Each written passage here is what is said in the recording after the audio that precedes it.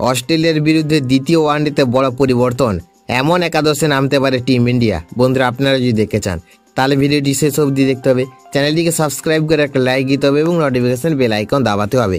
সবচেয়ে বড় হতাশার জায়গা ছিল গত 11 তারিখের বৃষ্টি বিঘ্নিত ম্যাচে ভারতের পরাজয়।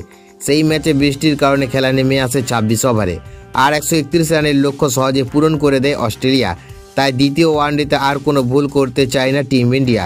এখন সমর্থকদের একটাই প্রশ্ন, ওভালের ম্যাচে কেমন একাদশ নিয়ে নামবে শুভমন গিলের ভারত? সূত্রে খবর অনুযায়ী দ্বিতীয় ওয়ানডেতে বড় পরিবর্তন আনতে পারে ভারতীয় টিম ম্যানেজমেন্ট।